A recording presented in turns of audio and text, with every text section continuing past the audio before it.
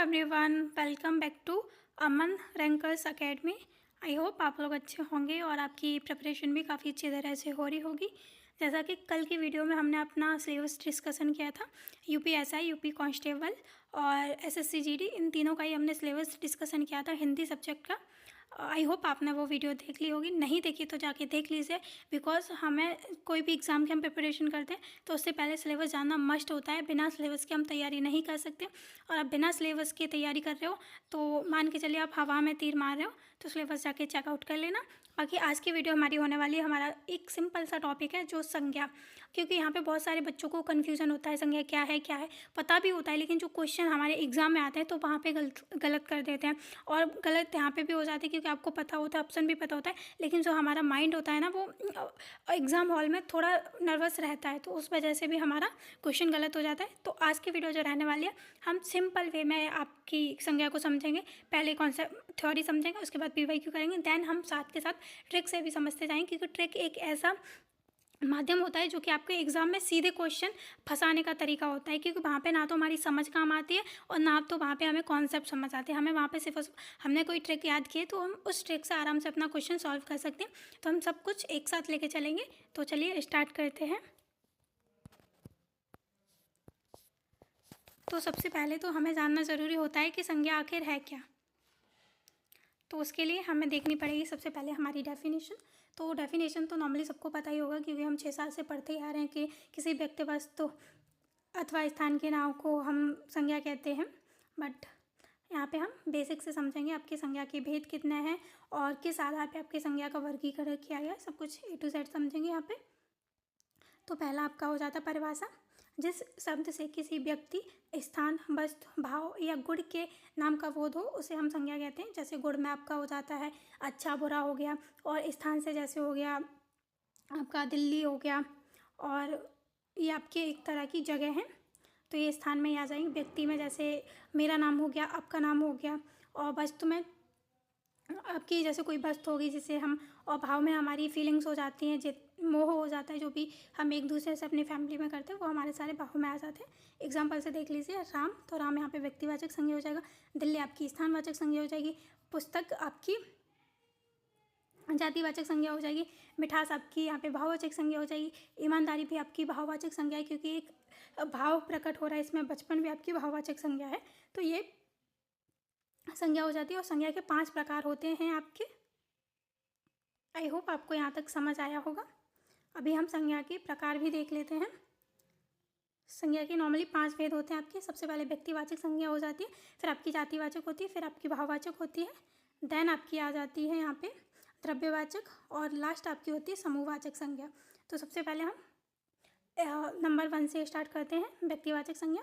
तो यहाँ पे जो आपकी व्यक्तिवाचक संज्ञा होती है उसमें जिस संज्ञा से किसी विशेष व्यक्ति, स्थान या वस्तु के नाम का बोध होता है उसे हम व्यक्तिवाचक संज्ञा कहते हैं। इसमें सिर्फ और सिर्फ किसी एक ही व्यक्ति का बोध होगा, इसमें कोई 2 या 4 व्यक्ति नहीं होंगे, सिर्फ सिंगल व्यक्ति होगा, और उसी के नाम का, उसकी विशेषता क्या है उसी की जिक्र होगा, किसी दूसरे पर्सन का जिक्र यहाँ पे नहीं होगा, तो वो आपकी व्यक्तिवाचक संज्ञा हो जाती है। और इसमें किसी एक ही पर्सन का बोध होता है, ये भी आपको ध्यान रखना है। जैसे कि आप राम देख लो, गंगा देख लो, दिल्ली देख लो, ताजमहल देख लो, भारत देख लो, और वेद, महाभारत देख लो, तो ये जो ग्रंथ वगैरह होते हैं जो सिंगल होते हैं वो सब आपके व्यक्तिवाचक संज्ञा में आते हैं, क्योंकि ये एक ही चीज़ है, इसका डबल कुछ भी नहीं है। और जैसे ताजमहल देख लो, ताजमहल भी आपका व्यक्तिवाचक संज्ञा में ही आएगा, क्योंकि ये सिंगल है, और इंडिया के अलावा, आगरा के अलावा कहीं पे भी आपका ताजमहल दूसरा नहीं है, तो ये आपका व्यक्तिवाचक संज्ञा होगी। आई होप आपको यहाँ तक क्लियर हुआ होगा। नेक्स्ट हमारी हो जाती है जातिवाचक संज्ञा।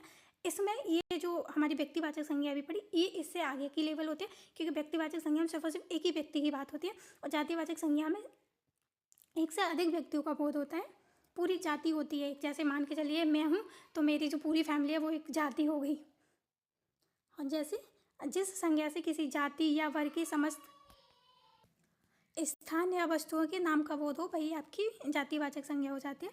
उदाहरण के लिए आप समझिए, लड़का हो गया, नदी हो गई, शहर हो गया, पक्षी हो गया, फूल हो गया। तो जो लड़का है वो पूरी जाति का बोध कराए। एक लड़का तो नहीं है, लड़के तो बहुत सारे दुनिया में, पता नहीं कितने लड़के हैं, छोटे बड़े बीच के, और सबसे बड़े सबसे छोटे, ये सारे हैं। तो और जैसे आप आप समझिए यहाँ पे शहर, तो शहर आपके बहुत सारे हैं ना, एक शहर तो है नहीं, एक पूरी जाति का बोध करा रहा है, तो शहर भी आपका यहाँ पे जातिवाचक संज्ञा हो जाए। अगर शहर की जगह यहाँ पे दिल्ली हो गया, आगरा हो गया, मुंबई हो गया, या फिर एटा हो गया, अलीगढ़ हो गया, कासगंज हो गया, अगर ऐसा एक नाम होता तो वो आपका व्यक्तिवाचक संज्ञा होता। लेकिन यहाँ पे शहर है, तो शहर तो कोई भी शहर हो सकता है, तो यहाँ पे ये पूरा वर्ग पूरी जाति का बोध करा रहा है, तो यहाँ पे ये आपका जातिवाचक संज्ञा हो जाएगा।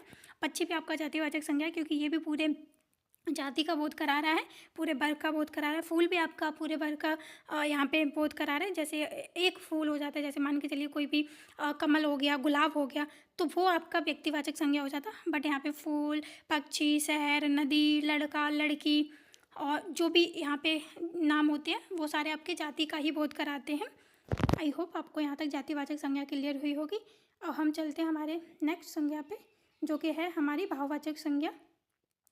भाववाचक संज्ञा में जिस संज्ञा से किसी भाव, अवस्था, गुण या क्रिया के भाव का बोध होता है उसे हम भाववाचक संज्ञा कहते हैं। जैसे मान के चलिए मिठास हो गया, ईमानदारी, सुख, बचपन, ये सारे ही हमारे भाववाचक संज्ञा होते हैं। मान के चलिए हम अपने मम्मी पापा से जो लगाव रख रहे हैं, प्रेम कर रहे हैं, वो हमारा भाववाचक संज्ञा है। इसमें अंदर से हमारे भाव आते हैं, बचपन हो गया और आपका बुढ़ापा हो गया, ये सारे जो शब्द हैं ना, ये सारे आपके भाववाचक संज्ञा में ही आते हैं। और भाववाचक संज्ञा को आपको ध्यान रखना है, ये हमेशा एक वचन होती है।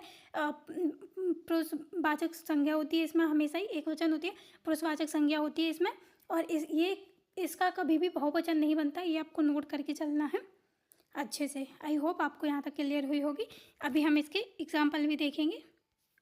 फिर फोर्थ आपकी हो जाती है द्रव्यवाचक संज्ञा। जिस संज्ञा से किसी द्रव्य या पदार्थ के नाम का बोध हो जो गिना ना जा सके उसे हम द्रव्यवाचक संज्ञा कहते हैं।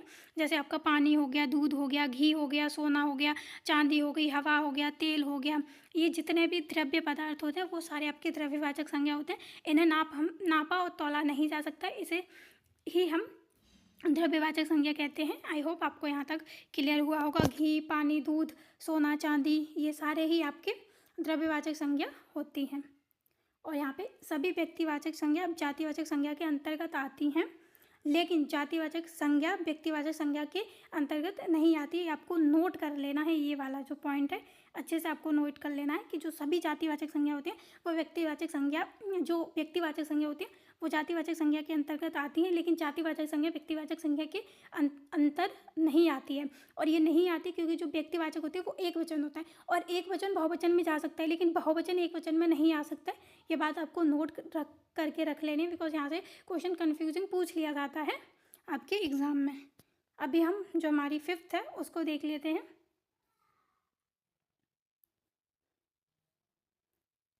अब आपकी जो फिफ्थ वाली संज्ञा हो जाती है वो यहाँ पे हो जाती है आपकी समूहवाचक संज्ञा। जिस संज्ञा से व्यक्तियों या वस्तुओं के समूह का बोध होता है उसे हम समूहवाचक संज्ञा कहते हैं। जैसे उदाहरण समझिए, भीड़ हो गया, सेना हो गई, टोली हो गई, झुंड हो गया, समूह हो गया, और आपका क्लासरूम हो गया, कहीं पे भी हम ऐसे परिवार हो गया, आपका जितने भी आपकी ऐसी जगह है जहाँ पे भीड़ होती है या फिर लोगों का समूह होता है उसे ही हम समूहवाचक संज्ञा कहते हैं। जैसे भीड़ में एक इंसान तो है नहीं, भीड़ में 50, 100, 10, 50, 20, 25 इतने लोग तो होंगे ही। सेना में भी 10, 50, 15 लोग होंगे, टोली में भी इतने ही होंगे। आपका जो गुच्छा होता है वो भी समूहवाचक संज्ञा का उदाहरण है। तो जहाँ पे भी समूह या व्यक्तियों के इकट्ठे होने का बोध हो वो आपका समूहवाचक संज्ञा हो जाती है। जैसे ये यहाँ पे देख लीजिए, यहाँ पे 7 लोग हैं तो 7 लोगों का एक झुंड बन गया है। इसे हम झुंड भी बोल सकते हैं, समूह भी बोल सकते हैं, भीड़ भी बोल सकते हैं, टोली भी बोल सकते हैं, सेना भी बोल सकते हैं, कुछ भी बोलते हैं। इसे ये आएगा समूहवाचक संज्ञा के अंतर्गत ही। आई होप आपको समझ आ गया होगा। और ये 2 संज्ञा और हैं, हालांकि आपकी यूपीएसआई वगैरह में नहीं पूछी जाती, कभी कभार ये आपकी टीजीटी पीजीटी लेवल में आ जाती है। बट यहाँ पे मैं आपको बता देती हूँ क्योंकि थोड़ा ज़्यादा ज्ञान मिल जाएगा तो उससे नुकसान कुछ नहीं होगा। इन फ्यूचर एग्जाम में आया तो आपकी यहाँ पे हेल्प हो जाएगी पेपर क्वालिफाई करने में। तो यहाँ पे आपकी हो जाती है पदार्थवाचक संज्ञा। जिस संज्ञा से किसी पदार्थ या सामग्री के नाम का बोध हो उसे हम पदार्थवाचक संज्ञा कहते हैं। जैसे आपका लकड़ी, लोहा, प्लास्टिक, कागज़, ये सारे हो जाते हैं। नेक्स्ट यहाँ पे हो जाती है अमूर्तवाचक संज्ञा। जिस संज्ञा से जिन वस्तुओं का अस्तित्व केवल मन या विचार में हो उनका बोध हो तो उसे हम अमूर्तवाचक संज्ञा कहते हैं। जैसे साहस, स्वतंत्रता, ज्ञान, आपका घृणा, प्रेम। वैसे नॉर्मली ये सारी भाववाचक संज्ञा हैं, बट अमूर्तवाचक में आ जाती है, बट अमूर्तवाचक इतनी वैलिड नहीं है आपके एग्जाम में, तो आप इस पर ना ध्यान दो, कोई दिक्कत नहीं है। बस आपको 5 याद रखनी है, व्यक्तिवाचक, जातिवाचक, भाववाचक, समूहवाचक और आपकी, बस आपको 5 यही संज्ञा याद रखनी है। अब हम देख लेते हैं कि हम संज्ञा की पहचान करें तो आखिर कैसे करें। तो इसके लिए हमें ये ट्रिक याद रखनी है। यहाँ पे मैंने 2 ट्रिक लगाई हैं, दोनों ट्रिक्स आप आराम से अपने एग्ज़ाम में संज्ञा आराम से निकाल सकते हो। तो किसी भी एग्जाम में थे तो चाहे बेशक आप वहाँ पे संज्ञा का कॉन्सेप्ट भूल जाओ, वैसे भूलोगे नहीं, हम शुरुआत से ये पढ़ते आ रहे हैं, बट ये ट्रिक से आपकी बहुत ज़्यादा हेल्प हो जाएगी। जैसे संज्ञा की पहचान कैसे करें वो देख लेते हैं पहले हम। जिसके आगे एक है, वह, कोई आदि लग सकते हैं उसे हम संज्ञा कहते हैं। जैसे एक लड़का, यह किताब, कोई से है, तो ये सब जहाँ पे प्रयोग होंगे वो आपकी संज्ञा हो जाएगी। पहली पहचान ये होगी। और दूसरी आपकी जो शब्द किसी नाम का बोध कराएं उसे संज्ञा कहते हैं। जैसे गंगा एक नदी है, तो गंगा क्या है, नदी है, तो ये भी आपकी संज्ञा हो गई, ये आपकी पहचान हो गई। अब हम देखते हैं याद रखने की ट्रिक, जो कि हमारे लिए बहुत इंपॉर्टेंट है। यहाँ पे आपकी व्यक्ति, स्थान, वस्तु, भाव, गुण का नाम बताए संज्ञा। तो यहाँ पे आप व्यक्ति, स्थान, वस्तु, भाव, गुण, इतना भी एक लाइन में याद कर लोगे ना, व्यक्ति, स्थान, वस्तु, भाव, गुण, तब भी आप आराम से संज्ञा याद कर लोगे। और साथ में आप नाम लगा दो, जैसे व्यक्ति, स्थान, वस्तु, भाव, गुण का नाम बताए संज्ञा। बस एकदम आपकी इजी ट्रिक है यहाँ पे। अभी हम महत्वपूर्ण बातें देख लेते हैं जो आपकी संज्ञा से ही रिलेटेड है। जैसे संज्ञा वाक्य की कर्ता भी हो सकता है, संज्ञा जो वाक्य है उसमें कर्ता भी हो सकता है, जैसे राम दौड़ता है। संज्ञा के स्थान पर सर्वनाम का प्रयोग किया जा सकता है, जैसे राम है तो राम का डबल हम प्रयोग करेंगे तो उसे वह कर देंगे। और इस टॉपिक के बाद मैं सर्वनाम करा सकती हूँ आपको, या फिर वर्णमाला टॉपिक कराऊंगी, तो जो भी आपको चाहिए वो कमेंट सेक्शन में आप बता देना। बाकी संज्ञा के साथ विशेषण का प्रयोग होता है, जैसे सुंदर फूल, और प्रविशेषण का भी प्रयोग हो जाता है, बट नॉर्मली बहुत कम होता है। बट ये 3 पॉइंट है जो महत्वपूर्ण है, आपको याद रखने। संज्ञा वाक्य की कर्ता भी हो सकती है, और संज्ञा के साथ सर्वनाम का प्रयोग वो तो हमेशा होता ही होता है, और संज्ञा के साथ विशेषण का प्रयोग भी हो सकता है, ये भी आपको नोट कर लेना है।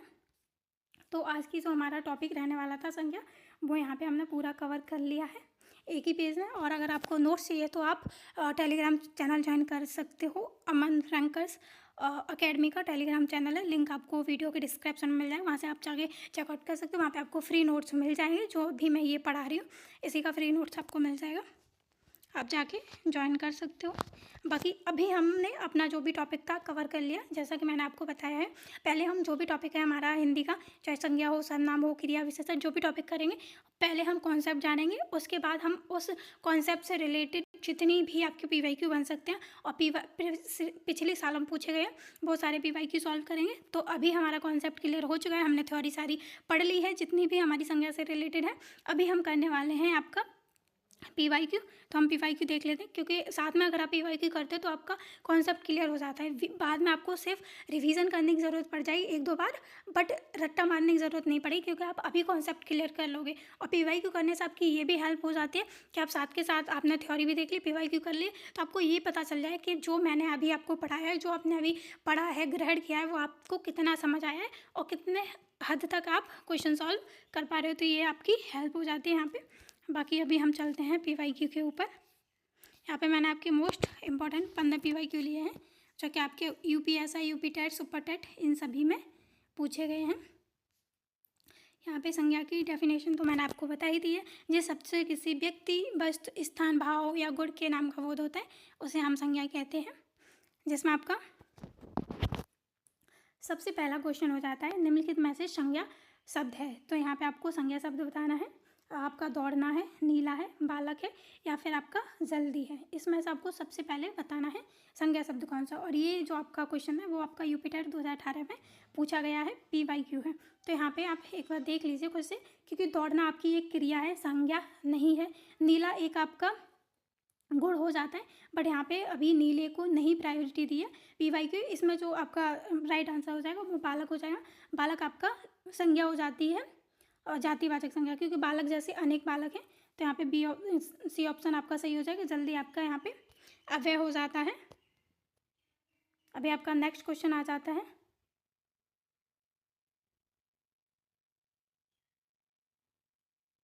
नेक्स्ट क्वेश्चन आपका, निम्न में से भाववाचक संज्ञा कौन सी है। तो यहाँ पे आपको भाववाचक संज्ञा बतानी है। मिठास है, आम है, लड़का है, किताब है, क्या है। तो यहाँ पे जो भाववाचक संज्ञा है वो आपकी मिठास है।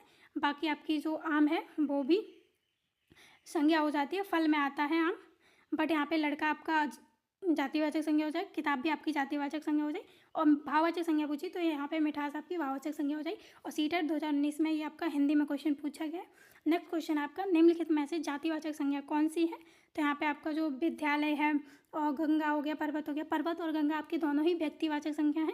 और जो भाव जातिवाचक संज्ञा है, तो मैंने आपको बताया जो जातिवाचक संज्ञा वो अपनी पूरी जाति का बोध कराएगी, पूरे वर्ग का बोध कराएगी, तो वो आपकी हो जाती है नदी। क्योंकि नदी अकेली नदी नहीं है, नदी बहुत सारी नदी है, गंगा आपकी नदी है, गोदावरी है, नर्मदा है, ताप्ती है, ये सारी आपकी नदी हैं।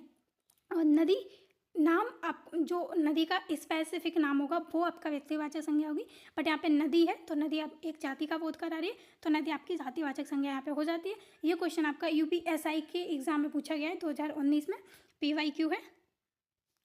नेक्स्ट क्वेश्चन आपका हो जाता है, निम्नलिखित में से व्यक्तिवाचक संज्ञा कौन सी है? तो यहाँ पे व्यक्तिवाचक संज्ञा पूछी जिसमें किसी एक ही व्यक्ति की विशेषता, गुण, धर्म का बोध कराया जाता है। तो यहाँ पे सैनिक आपका यहाँ पे समूहवाचक संज्ञा हो जाए क्योंकि पूरे झुंड का बोध करा रहा है, समूह का बोध करा रहा है। दिल्ली आपकी एक व्यक्ति वाचक संज्ञा हो जाएगी दिल्ली, बट यहाँ पे स्पेसिफिक जो सीटेट के एग्जाम 2020 में आया है वो जो पूछा गया है, राइट आंसर यहाँ पे राम माना है क्योंकि राम भी आपकी व्यक्तिवाचक संज्ञा है। और दिल्ली आपकी दिल्ली आपकी व्यक्तिवाचक में ही आ जाएगी, बट यहाँ पे नहीं माना गया, यहाँ पे सी ऑप्शन माना गया है। और भारत आपका, भारत भी व्यक्तिवाचक संज्ञा ही है नॉर्मली, बट इन्होंने राइट जो आंसर माना है सी माना है, बट मेरे अकॉर्डिंग भारत और राम और दिल्ली तीनों ही आपकी व्यक्तिवाचक संज्ञा ही हैं। सैनिक आपकी समूहवाचक हो जाएगी, या फिर यहाँ पे एक क्वेश्चन होगा कि इनमें से व्यक्तिवाचक संज्ञा नहीं है तो सैनिक हो जाएगा। नेक्स्ट क्वेश्चन आपका, ईमानदारी किस प्रकार की संज्ञा है? तो ईमानदारी एक भाव को व्यक्त कर रही है, तो ये आपकी यहाँ पे सी ऑप्शन राइट हो जाएगा, भाववाचक संज्ञा। द्रव्यवाचक संज्ञा में पदार्थों का बोध कराया जाता है और इसे नाप तोल नहीं सकते, जैसे घी हो गया, तेल हो गया, दूध हो गया, पानी हो गया, यह सारे आपकी द्रव्यवाचक संज्ञा होती है। जातिवाचक संज्ञा में किसी एक ही जाति को अनवा का बोध कराया जाता है। व्यक्तिवाचक संज्ञा में सिर्फ और सिर्फ किसी एक ही व्यक्ति के गुण, दोष और उसकी विशेषताओं वगैरह का बोध कराया जाता है।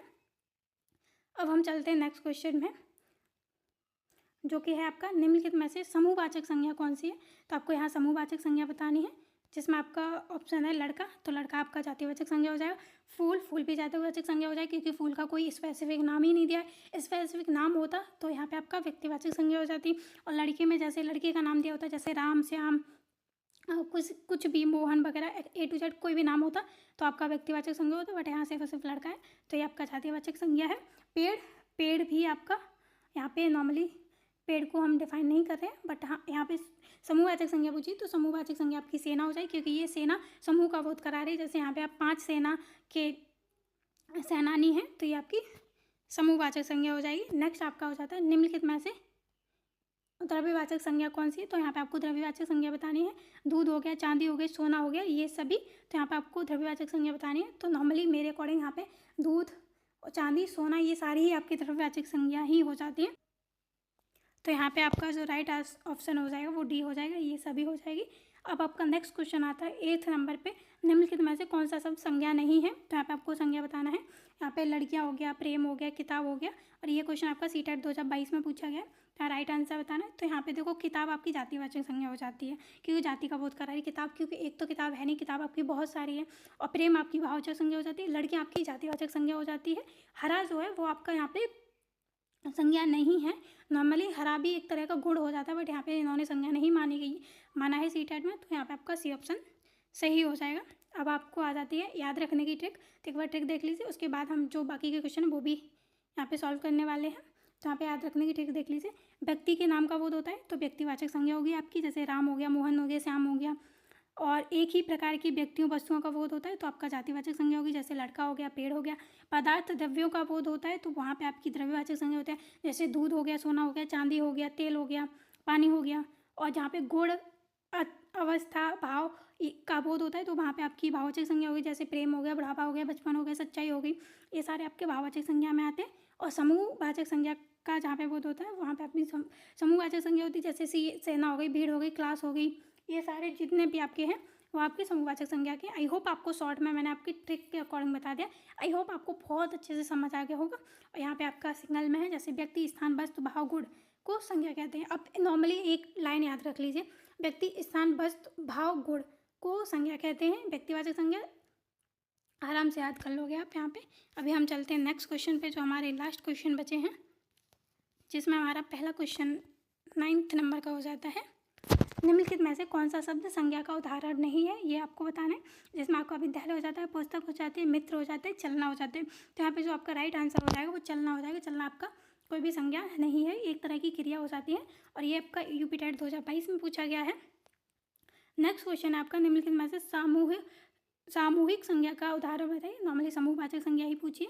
तो यहाँ पे आपका पुस्तक, कुर्सी, पेड़ या फिर आपका झुंड। तो यहाँ पे झुंड आपकी समूहवाचक संज्ञा हो जाएगी, पुस्तक आपकी जातिवाचक है, कुर्सी भी आपकी जातिवाचक ही हो जाएगी और पेड़ तो है ही आपका। तो यहाँ पे ए ऑप्शन सही है। नेक्स्ट क्वेश्चन आपका, निम्नलिखित वाक्य में रेखांकित शब्द किस प्रकार की संज्ञा है वो बताना है। तो यहाँ पे इन्होंने गंगा है, गंगा को अंडरलाइन किया है।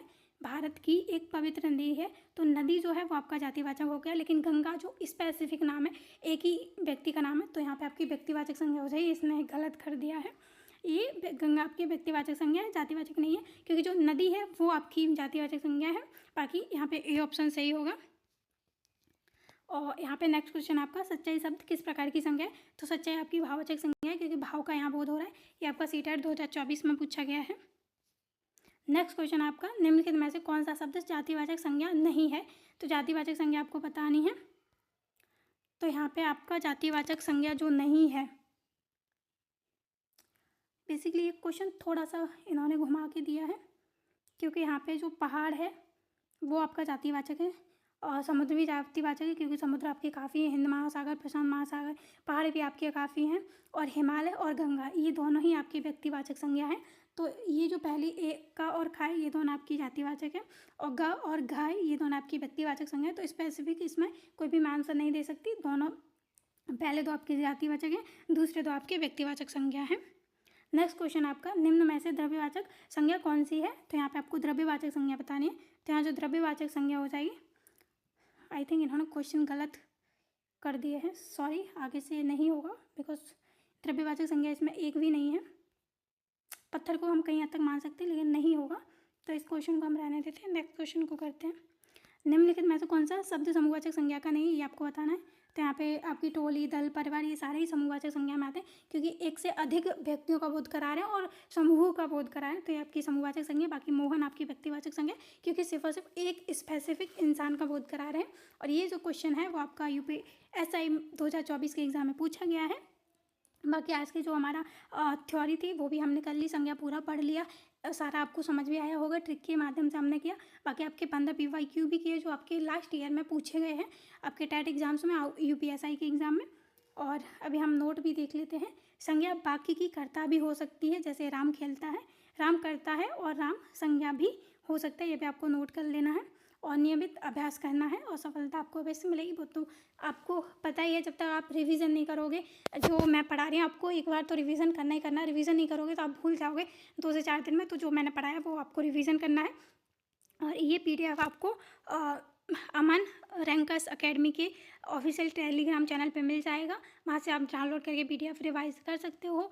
एंड लिंक आपको इस वीडियो के डिस्क्रिप्शन में मिल जाएगा। बाकी आपको कमेंट करके ज़रूर बताना है वीडियो आपको कैसी लगी, आपके लिए हेल्पफुल है या नहीं है। अगर आपको टॉपिक नहीं समझ आ रहा है, या फिर जो मैं आपको बता रही हूँ कुछ नहीं समझ में आ रहा है, या फिर मुझे अपनी टीचिंग में कुछ चेंज करना है, तो आप कमेंट सेक्शन में बता सकते हो, क्योंकि एक टीचर के लिए बहुत इंपॉर्टेंट होता है बच्चों का फीडबैक। जब तक आप फीडबैक नहीं दोगे, हमें भी नहीं समझ आएगा कि हम अच्छा पढ़ा रहे हैं या कैसा पढ़ा रहे हैं। और कुछ अच्छा लग रहा है तो आप पॉजिटिव फीडबैक भी दे सकते हो, अच्छा नहीं लग रहा है तो नेगेटिव भी फीडबैक दे सकते हो, क्योंकि आप फीडबैक दोगे उसी के अकॉर्डिंग हम अपने आप में थोड़ा मॉडिफाई कर सकते हैं, अपने आप में सुधार कर सकते हैं। बाकी कमेंट में बताना जरूर आज की क्लास कैसी लगी। एंड चैनल को सब्सक्राइब करो, शेयर करो अपने दोस्तों के पास, एंड सबको बताओ क्लास से स्टार्ट हो गई है। बाकी मिलते हैं नेक्स्ट वीडियो में, तब तक के लिए टेक केयर।